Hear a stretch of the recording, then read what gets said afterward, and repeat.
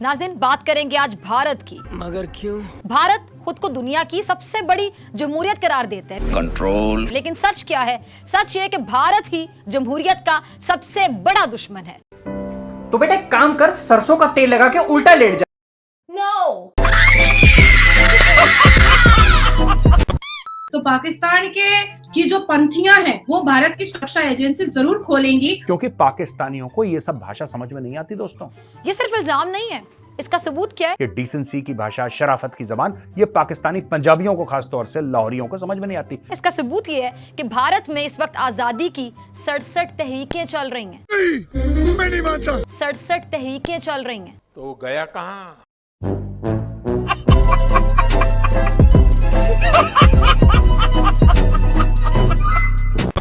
अरे चाइना कह दे तो पैंट खोल करके चड्डी दिखा दे पाकिस्तान। बिल्कुल सही सुना आपने। 67 जिनमें 17 बड़ी हैं और 50 छोटी तहरीकें शामिल हैं। इनको जूते की भाषा समझ में आती है। जूते को डालो पानी में, भिगाओ और मुंह पर मारो चाड़ चाड़ चाड़ कि पूरे गाल ना इनके लाल हो जाएं दोनों तरफ, तब इनको बात समझ में आती है। जब तक इनको बेइज्जत, जलील और रुसवा ना करो, इनको बात समझ में नहीं आती, इनको मैटर क्लियर नहीं होता। तुम क्या कर लोगे ये बताओ पहले मुझे। आजाद खालिस्तान सिखों की दिल की आवाज है। चाइना आएगा और पन्नू आएगा नहीं, सवाल के घेरे में पाकिस्तान भी आएगा, राहुल गांधी जी भी आएंगे, कांग्रेस की सरकार भी आएगी। और भारत से आजादी मकबूजा कश्मीर के वासियों का अजली हक है। तुम्हारे आर्मी चीफ ने, तुम कह रहे थे कि कमर जावेद बाजवा बुरा है, तो आसिम मुनीर तो अच्छा होगा। ये तो हाफिज है, पूरी कुरान इसको याद है। ये तो अच्छा है कि ये भी वैसा ही है, पागल बिल्कुल जैसा पहले वाला था। बोलो ना इसको यार, इसको बोलो अटैक करवाए कश्मीर में, बोलो हमला करवाए, 2-3 बम फड़वाए वहां पे, कुछ सुसाइड, कुछ तो हो यार। क्योंकि पाकिस्तानी फौज की तो औकात है नहीं अटैक करने की। वो तो टाटा फेस हो गई, ना पैसा है, ना हिम्मत है, ना इज्जत है। गजब बेइज्जती है। जिससे भारत हमेशा फरार होने की कोशिश करता चला आ रहा है। अच्छा, लेकिन एक ना एक दिन तो ये होकर रहेगा। दूसरी मैं एक बात कह देना चाहती हूँ कि क्या पाकिस्तान पन्नू को सपोर्ट नहीं करता है? हाँ भाई हाँ। भारत का सीना चीरकर आजाद खालिस्तान भी बनेगा और कश्मीर में भी आजादी का सूरज तुलू होकर रहेगा इंशाल्लाह। कश्मीर की सड़क देख लोगे ना, तुम्हारे इस्लामाबाद में ऐसी सड़क नहीं है। कश्मीर की नेटवर्क कनेक्टिविटी देख लोगे ना, तुम्हारे लाहौर में ऐसी नेटवर्क कनेक्टिविटी नहीं है। कश्मीर में जो लोग पैसा कमा रहे हैं, तुम्हारे कराची में ऐसा पैसा नहीं कमा रहे।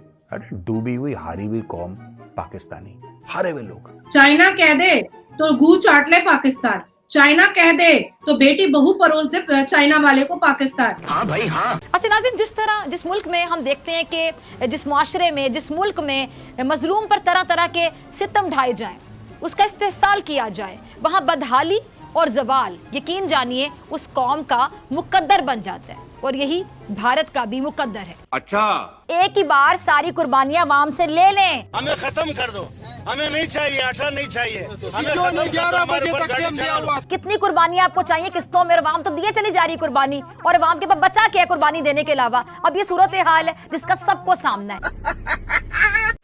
तो हम इससे गैस के मसले से तो बहुत ही परेशान है मेरे भाई। कोई पूछने नहीं आता ये कच्ची बस्ती है, जिंदा हो या मर रहे हो। सुबह गैस नहीं, शाम को गैस नहीं, दोपहर को गैस नहीं, 3 टाइम गैस का टाइम होता, ना खाने का ना पीने का, ना कोई चक्कर ही नहीं है।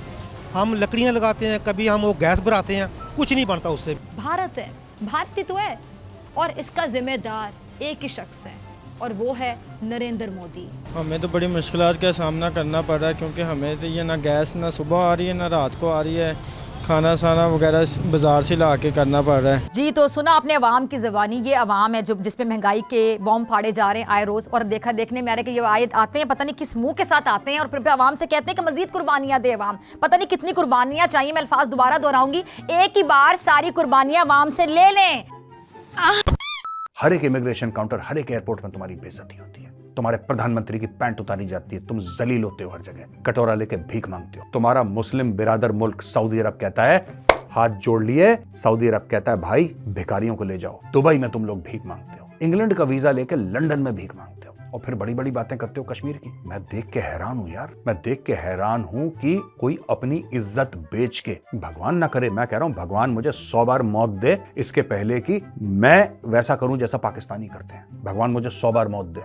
तुम लोगों की हिम्मत कैसी होती है मुंह खोलने की यार? तुम लोग शर्म से चुल्लू भर पानी में डूब क्यों नहीं जाते यार? मतलब I don't know how you people, you know, a man can survive without food for weeks. He can survive without water for days. And for a few moments, a man can even survive without oxygen. But how can a man survive without honor? This is my question to Pakistan. How can a man survive without honor? And how have you been surviving without honor? This is one of the greatest mysteries of life, which I will never understand. A nation surviving without honor for 76 years. Absolute dishonorable conduct. जिसे मैं गुजरात का कसाब कहती हूँ, जिसने अब सिखों पर भी जमीन तंग करना शुरू कर दी। ऐसा है पंडित जी कि पाकिस्तान को खुश होने की जरूरत नहीं है, और जो वो दांत दिखा करके और मुंह चीर करके जो कह रहे हैं कि पहले तो लश्कर तैयबा का नाम आया था, तो अभी तो लश्कर तैयबा नहीं किया है, तो मैं पूछना चाहती हूँ कि क्या चाइना पाकिस्तान का आका नहीं है? अरे चाइना कह दे तो पैंट खोल करके चड्डी दिखा दे पाकिस्तान, चाइना कह दे तो गू चाट ले पाकिस्तान, चाइना कह दे तो बेटी बहू परोस दे चाइना वाले को पाकिस्तान।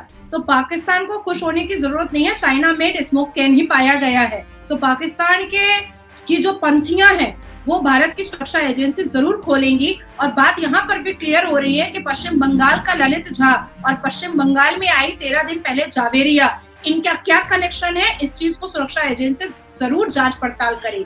दूसरी मैं एक बात कह देना चाहती हूँ कि क्या पाकिस्तान पन्नू को सपोर्ट नहीं करता है? क्या पाकिस्तान के डॉक्टर इरशाद जो इतने बड़े नेता हैं, जो मिर्ची क्लब जाया करते हैं, और कई बार मुझे भी बताया है उन्होंने इस बुढ़ापे में मिर्ची क्लब की अय्याशियां पेला करते हैं, क्या वो मेरे साथ बैठ करके राहुल गांधी को सपोर्ट नहीं कर रहे थे? क्या मुझे नहीं कह रहे थे कि आप मुसलमान हैं, आप भी राहुल गांधी को सपोर्ट कीजिए? तो पाकिस्तान में राहुल गांधी का चर्चा और प्रचार क्यों किया जा रहा था? तो सवाल के घेरे में ऐसा नहीं है कि चाइना आएगा और पन्नू आएगा, नहीं, सवाल के घेरे में पाकिस्तान भी आएगा, राहुल गांधी जी भी आएंगे, कांग्रेस की सरकार भी आएगी, टिकैत भी आएगा किसान आंदोलन करने वाला, और वो सारी पंथियां खुलेंगी जिसने सबसे बड़े, इस दुनिया के सबसे बड़े डेमोक्रेसी ऑफ टेम्पल हमारे भारत के संसद में एक टेरर अटैक करने की कोशिश की। वो तो भगवान राम की कृपा थी कि बच गए लोग, नहीं तो 150 से ज्यादा मृत्युओं का सामना हमें करना पड़ता और आज हमारी आंखें रो रही होती। जी मैम, आपने जो बातें बताई काफ़ी गंभीर है और इसके विषय के अंदर हर हिंदुस्तानी को सोचना पड़ेगा, जागना पड़ेगा, समझना पड़ेगा। और मैं ये चाहता हूँ कि ज़्यादा से ज़्यादा ये जानकारी ज़्यादा से ज़्यादा लोगों तक पहुँचे, इसलिए वीडियो को ज़्यादा से ज़्यादा आप लोग शेयर कीजिए।